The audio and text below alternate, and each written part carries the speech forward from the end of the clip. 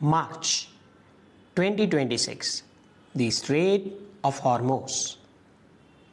21 million barrels of oil pass through here every single day. In 2026, it almost stopped. Every economy on earth felt it. Almost every economy. And India didn't just survive, India barely flinched. This was not luck. How India built a shield against an energy tsunami no one else saw coming. Welcome. Welcome to Trillemma Energy. I am Jeetu Ramchandani, and today we are going to take apart piece by piece the 12-year strategic master plan that turned India from an energy supplicant into an energy sovereign. By the end of this video, we will understand 55 policies, 12 acts and laws, 41 oil supply countries, and the 7 invisible layers of protection that made India one of the most energy secure large economies on the planet in 2026. This is the most comprehensive breakdown of India's energy transformation ever produced on YouTube. So friends, make yourself comfortable. This is going to be a long one, and it is absolutely worth every minute. Chapter 1, the 2026 storm. So friends, to understand why what India did is so extraordinary, we need to feel the weight of the world, what was going on in 2026 right now. So on the backdrop of Ukraine-Russia war, US-Israel versus Iran conflict had created what energy analysts call a stacked risk event. Multiple simultaneous supply threats converging at the same moment, at the very moment. First, the Strait of Hormuz. Friends, this is 33-kilometer wide strip of water between Iran and Oman. It carries 21 million barrels of oil every single day. That's 20% of the world's entire consumption, and it's the jugular vein of global energy. So when Iran threatened to close it, global spot crude prices went absolutely vertical. We are talking from $87 a barrel to $135 in days, then $150, then speculation of 200 plus. Second threat, LNG shipping. Friends, LNG tankers from Qatar had to route through contested waters. European gas prices went into an stratospheric territory. Third threat, the sanctions regime. As the USA imposed secondary sanctions on Iranian oil, every country buying from Iran was warned. Payments in US dollars were being scrutinized. SWIFT was once again being weaponized. For the most of the developing world, this was economic catastrophe. Sri Lanka had already shown the world what happens when a small country runs out of energy reserves. And Pakistan was at the IMF again. But India sent tankers to Texas, one to Siberia, and watched the solar farms in Rajasthan keep the factories humming. That's the story. Friends, that's the story we are telling today. Let's start. Chapter 2, the energy trilemma. What it really means. So friends, before we go further, and I want to establish the framework that gives our channel its name, and that explains what India has actually achieved. The energy trilemma. The energy trilemma is the central challenge of every government on the planet. It says that there are three things, three corners every nation needs from its energy system.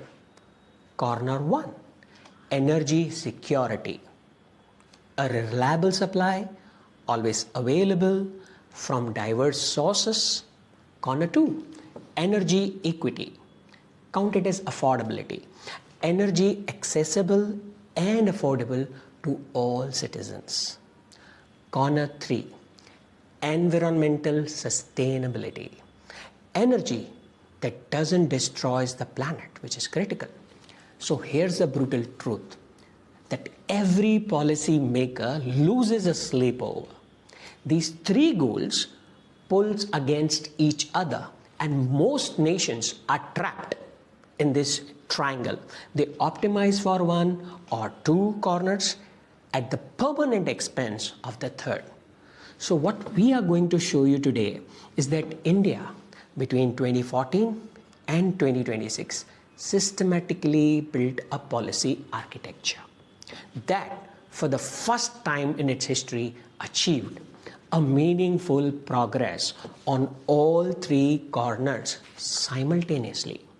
Security, 41 supplier countries, 5.33 million tons of strategic reserves, domestic production surging, affordability, ethanol blending, saving 1.59 lakh crore in forex, PEHL, eliminating subsidy leakage, market pricing, stabilizing PSU balance sheets, sustainability, 140 gigawatt of solar, 54 gigawatt of wind, 20% of ethanol, green hydrogen mission, electrical buses, achieving the energy trilemma is not a slogan. It is an engineering challenge, ongoing engineering challenge on a national scale, and India dynamically cracked it. Let's look into the chapter 3rd, India in 2014, a burning platform. So to understand the transformation, we must first understand the crisis point. Let's begin from India in 2014 was what an energy economist call a burning platform. A burning platform means the situation is so bad, so dangerous that staying put is more catastrophic than making the leap. Here's what India's energy situation actually looked like in 2014. Solar capacity, 3 gigawatt. Count it as my rounding error though. Solar capacity is 3 gigawatt. Oil suppliers, 27 countries, but completely Gulf dependent, more or less. Ethanol blending, negligible, between 1 to 1.5%. Domestic coal, somewhere around 566 million metric ton, but a state monopoly. Oil PSUs, debt-laden, under recovery crisis. LPG penetration, somewhere around 55% households, which is like 53 crore without it. EV presence, less than 1%, which is again a very negligible number. So look at the table. Every single row tells a transformation story. But these numbers didn't happen by accident. They happened because of specific decision, specific laws, specific policies, and specific diplomatic moves. So let's go through them, all of them, in the order that they build upon each other, like a symphony, each instrument entering at the right moment to create something which is greater than some of its parts. Let's look into a chapter 4, the legislative revolution. So friends, laws that change everything, even they change history. Now let's get into them. Every great transformation needs a legal spine. And we can't build a 140 gigawatt solar economy on hope and good intentions. We need laws, hard, binding, forcible laws. The Modi government understood this from the day one. Let me walk you through the 5 legislative pillars that form the constitutional backbone of India's energy security. Let's look into Law 1, the Shanti Act 2025, India's nuclear revolution.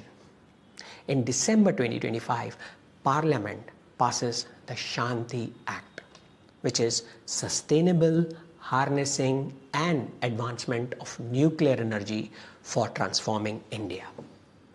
This is not just a law. This is a declaration of strategic intent. For 66 years since independence, India's nuclear sector was a pure state monopoly. Shanti changes everything.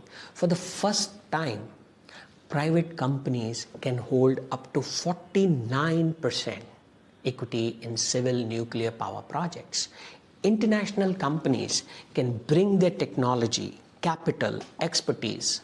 Shanti Act targets India goes from 8,180 megawatt of nuclear capacity today to 1 lakh, that is 100,000 megawatt by 2047. That's more than 12-fold increase. Nuclear energy that needs zero oil, zero gas, zero coal, pure baseload power, 24 hours, 365 days, completely immune to current situations like hormuz disruption. And the 2026 budget added zero customs duties on nuclear power equipment until 2035. The government is saying, bring your reactors, bring your technology, we will remove every barrier. So for me, what I look up to is Shanti Act equals to India's insurance policy against all future fossil fuel dependencies. Law 2, ORDA Amendment Act 2025, unlocking domestic oil and gas reserves. The ORDA amendment completely overhauls how India manages its own hydrocarbon reserves. Revenue sharing replaces cost recovery. 172 blocks covering 3.78 lakh square kilometers were awarded. USD 4.36 billion committed in exploration investments. Every barrel of oil India produces domestically is a barrel. It doesn't need to import through the Hormuz Strait. Law 3rd, the Minerals Law Amendment 2020, the coal liberation, I would call that. So the coal liberation for 60 years in India, commercial coal mining was again, like nuclear, a state monopoly. In 2020, the government ended that monopoly. 100% FDI, automatic route, revenue sharing auctions. 41 mines auctioned in the first tranche alone. And India went from 566 million tons of domestic coal production in 2014 to almost 1,000 million tons by 2024. Domestic coal powers 70% of the grid without imports. Zero hormuz exposure. Law 4, which is PEHEL DBT. LPG, World Record Administration, I would call it. PEHEL, Direct Benefit Transfer for LPG, launched in November 2014, connected every LPG subsidy to Aadhaar and transferred the subsidy directly into the bank accounts. In one stroke, 3.5 crore coast beneficiaries eliminated. 30,000 crore rupees freed up annually. During the 2026 LPG supply crunch, which is going on right now, the PEHEL database gave the government a real-time list of every genuine household consumer. No commercial diversion, no black marketing, and over 1 crore affluent Indians like you and me voluntarily gave up their subsidy through Give It Up campaign. That money funded new Ujjwala connection for the poorest households. Law 5, Essential Commodities Act, the crisis enforcement weapon, I would call it. When supply shock hits in 2026, the government had a legal weapon ready. Hoarders faced criminal prosecution that we'll go into in detail later on. Commercial diversion was penalized. Booking period was extended from 21 days to 25 days to prevent panic. These micromanagement decisions tuned potential panic into instability. Chapter 5, the biofuel. I would call it the biofuel masterstroke. 1.5% to 20%.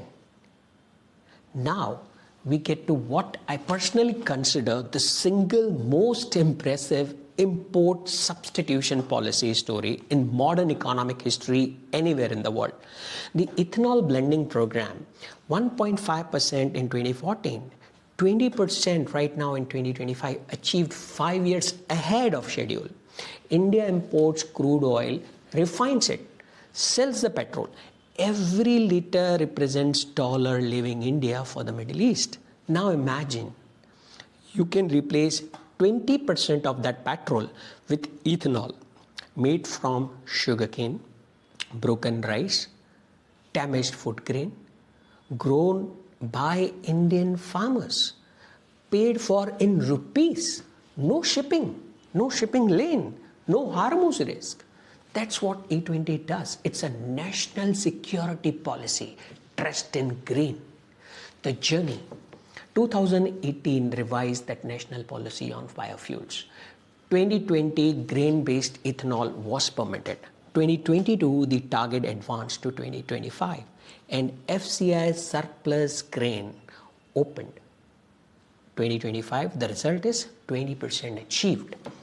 Numbers that make you stop and stare.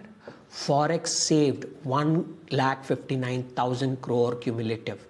Crude oil substituted 270 lakh metric tons. Carbon emission avoided 813 lakh metric tons. Farmer income boost 90,000 plus crore. In 2026 when crude hit $150 a barrel, that's 20% ethanol buffer meant that India's effective import requirement was 20% lower. Now let's look into SAT8 compressed biogas. Launched in 2018, targets 5,000 plants, producing 15 million metric tons annually. Turns agriculture waste, cattle dung, municipal waste into CNG substitute. In 2026, fully exempted from excise duty when blended coal gasification mission. So coal gasification mission launched in 2021 converts domestic coal into syngas for urea and chemicals. This Trillemma plant uses Odisha coal instead of imported LNG. Food security, friends, protecting energy. That's completely amazing. Now, chapter 6, the solar miracle. 3 gigawatt to 140 gigawatts journey. If there is one image that captures India's energy transformation, I would say it is the Bhadla Solar Park in Rajasthan. 14,000 acres, 2,245 megawatts. In 2014, India had only 3 gigawatts of solar.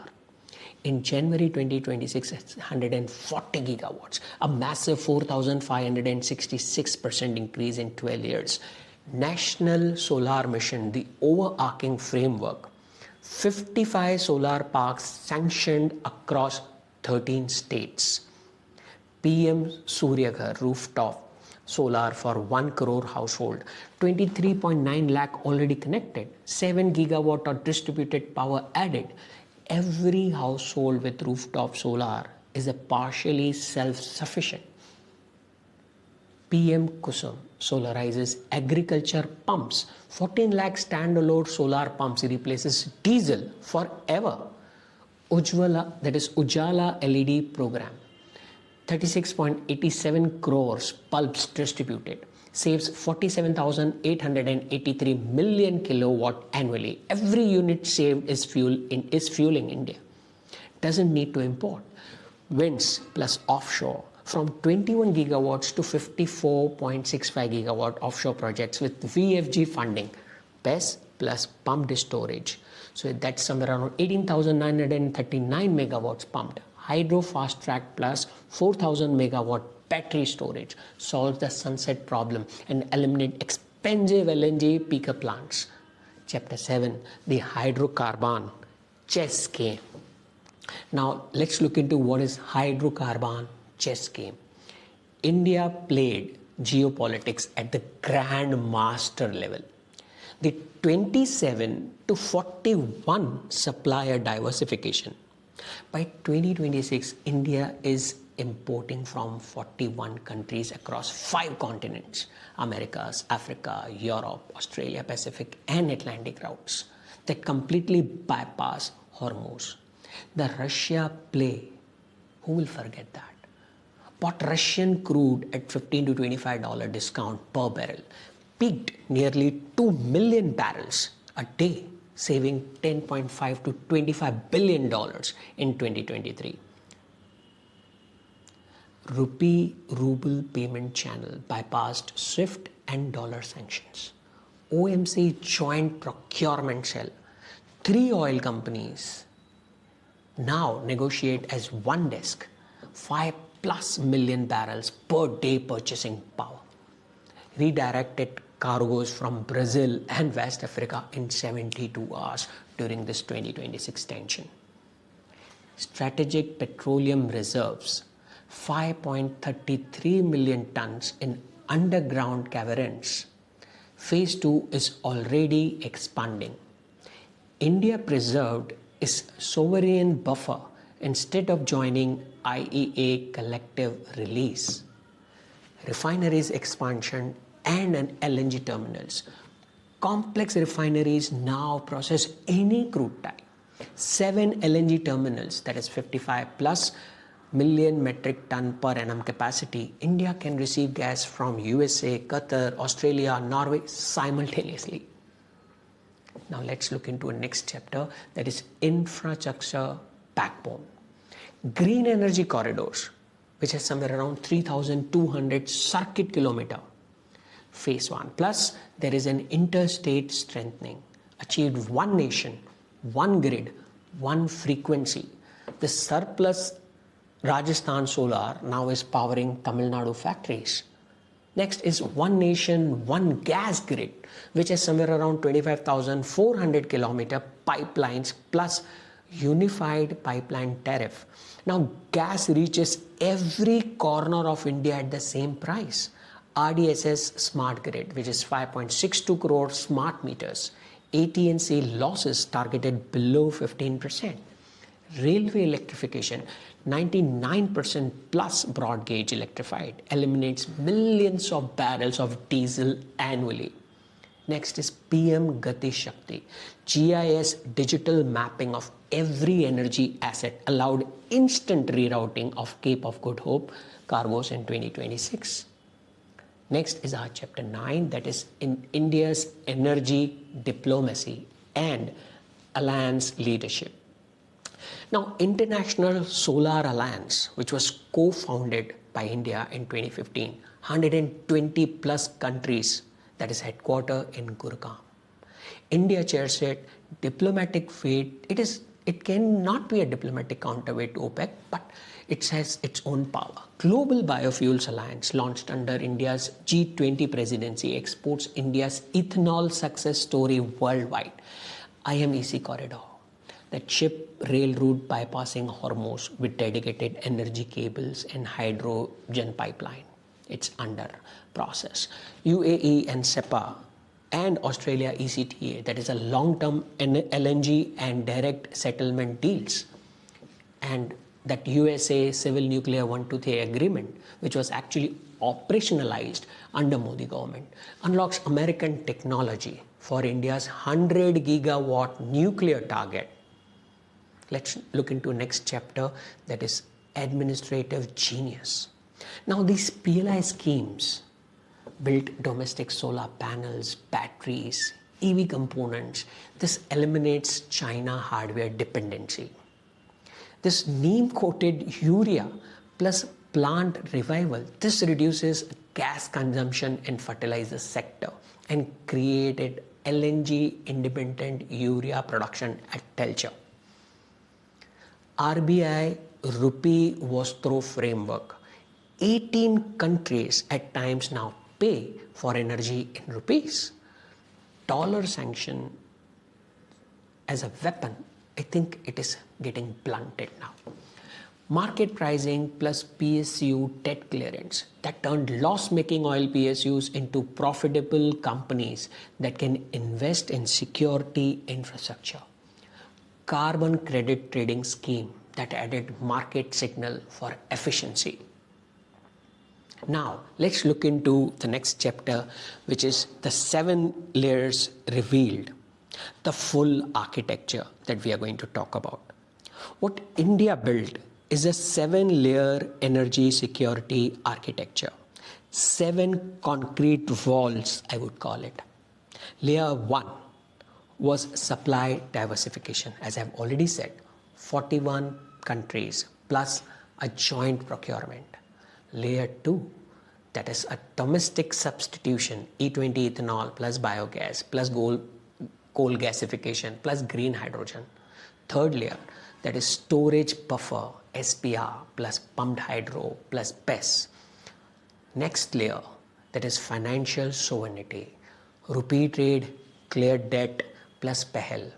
Fifth layer, infrastructure backbone, LNG terminals, green energy corridors plus Gati Shakti. Sixth layer, that is demand transformation, EVs plus metros, electrification of railways plus LEDs. Layer 7, which is an institutional resilience, Shanti Act, ORDA Act, coal reforms, nuclear feed. 7 walls, each protecting a different vulnerability, and they reinforce each other. That is the genius. Grand final. Now let's look into the numbers, the verdict, and some call to action here. Let's close with numbers. As we have seen already, solar from 3 gigawatt to 140 gigawatt, a 4,566% increase. Wind from 21 gigawatt to 54.6 gigawatt, a 160% increase. Ethanol 1.5 to 20%, a 1300% over 5 years early. Oil suppliers from 27 to 41, a 50+% increase. Domestic coal 566 million metric ton to 997 million metric ton. LNG capacity, that is MMTP, almost 150%. Forex saved, that is 1,59,000 crores. India didn't just survive the 2026 energy crisis. India is engineering and thriving dynamically. The fortress was built brick by brick, policy by policy over last 12 years under the leadership of Prime Minister Narendra Modi. I need to stop here and do something I have never done before on this channel. We scripted and researched this video weeks ago, and while we were editing it, the very crisis we were analyzing actually happened and went into a different domain, different way. So in real time, and in everything we just told you was tested live against the real world. So let me give you the live update as of now, as of 28th of March 2026, 9 p.m. today. Let's start with what actually happened when the Strait of Hormuz went into crisis. We would just look into a calendar moment. On February 28, following the joint US-Israel military strikes on Iran, Iran's Revolutionary Guard Corps issued a warning, effectively halting the shipping through the Hormuz Strait. So somewhere around 12th of March, Iran had made 21 confirmed attacks on merchant ships which were trying to cross Hormuz. This has been described as the largest disruption to global energy supply since 1970s. Brent crude prices surpassed $100 per barrel. It's for the first time in last somewhere around 4 years, rising to a peak of $126. So the world panicked, we all know. India activated its playbook. Prime Minister Modi addressed the Lok Sabha directly. He called the Hormuz closure unacceptable. A large portion of crude oil, gas, fertilizer, and many other energy sources come from the Strait of Hormuz. And despite the blocking of this route, India ensured that they can meet their needs.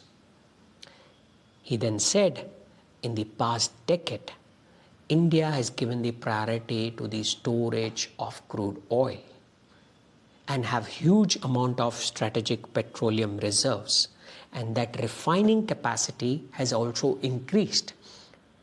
This is a sitting Prime Minister in Parliament citing the exact policies we just spent 65 minutes explaining to you. Word for word, policy for policy.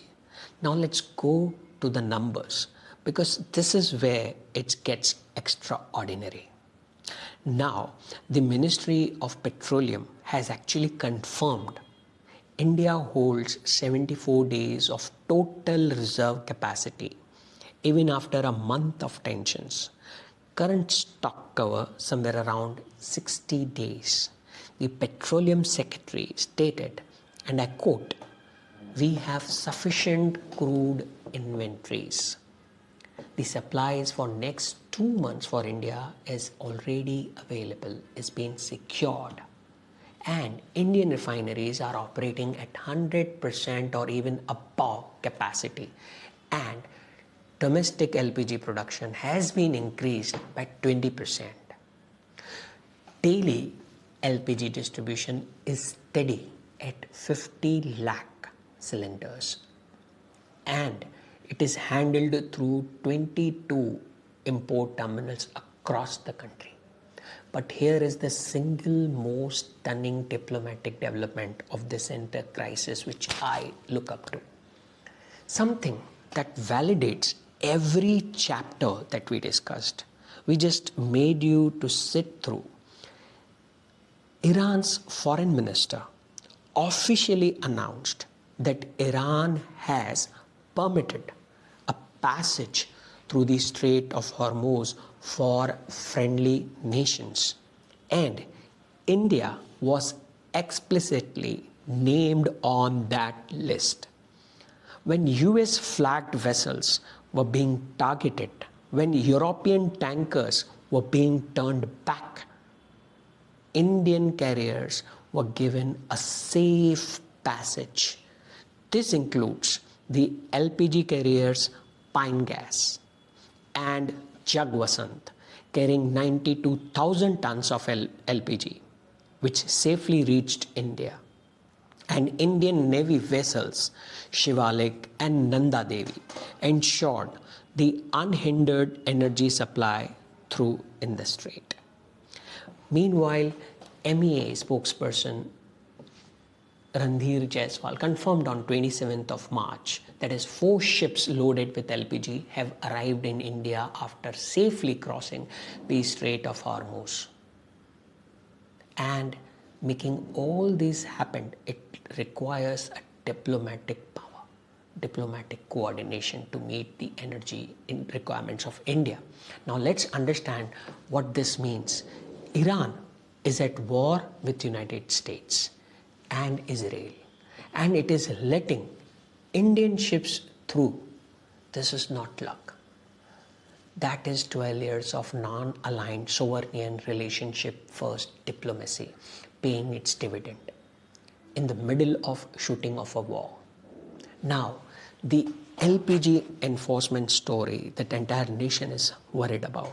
There are chaos across at some of the other places, because this chapter deserves its own update.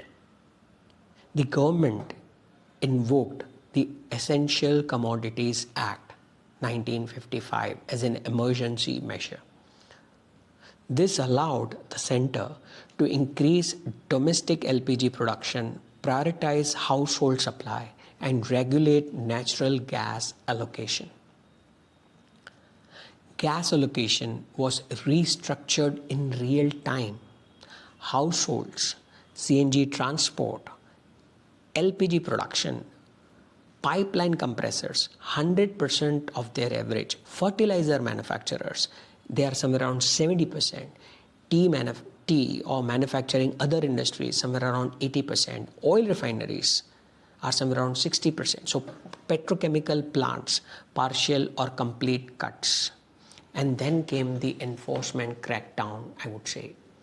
See, any difficult situation, there are people who take the advantage of that chaos. And I want to give you that real FIR numbers, because these are not their theoretical policies. These are police cases filed this week. So total raids across India were conducted, somewhere around 12,000 plus raids nationwide. And LPG cylinders were seized, somewhere around 15,000 plus cylinders. Surprise inspections were done by OMCs, 2,500 plus inspections. There were somewhere around 650 plus FIRs were registered, and people, somewhere around 200, I suppose, 200 people were arrested across. Now let me give you the specific of these FIRs that have been publicly reported, because these are the moments where a policy written in Parliament meets a hoarder in a warehouse. That are these are the scenes which act as a benchmark, as an example. This is PEHEL, this is Essential Commodities Act, this is the booking period extension, all the boring administrative details we described in the chapter 10, working in live combat, protecting your kitchen flame. And finally, the long-term accelerant, because crises do something that peacetime policies cannot. They create urgency. And with this urgency, government comes into a fast track mode. So look into some projects like solar projects, fast tracked. March 2026 alone, 10 gigawatt approved. In 30 days, NTPC nuclear construction acceleration. Timeline brought forward to 2 years. IOC's green hydrogen investment. The board approved $2 billion for that. A total renewables installed March 2026 is 180 gigawatt. The government fast-tracked approvals for 10 gigawatt of solar projects in March alone. NTPC accelerated its nuclear construction timeline by 2 years. Indian Oil Corporation announced the $2 billion investment in green hydrogen. A project in planning for years that received final board approval only after the hormuz closure. So these crisis situation based emergencies are good.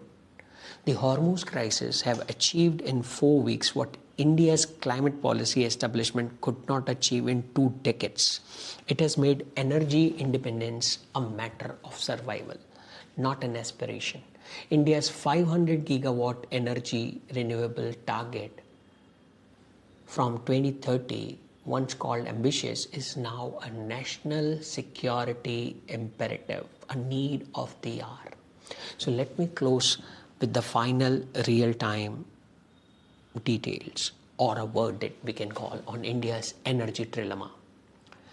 The Hormuz trade, carrying 20% of the world's oil, was effectively closed for weeks. The largest energy disruption since 1973 that we discussed. Europe declared emergencies. Japan activated reserves. Pakistan went into the IMF. India's refineries ran at the above 100% capacity. LPG distribution held 50 lakh cylinders a day. 680 hoarders were FIR'd. Iranian ships let Indian tankers through. 4 LPG ships full of gas from the Gulf arrived safely in the Indian ports this week. The Prime Minister understood and stood in the Parliament and cited the discussions, the information that we have already shared, chaptered and verse, the exact decade-long policies that are protecting 1.4 billion people right now. That is not a policy paper. That is not a presentation. That is the real world proving seawall. Security, affordability, and sustainability.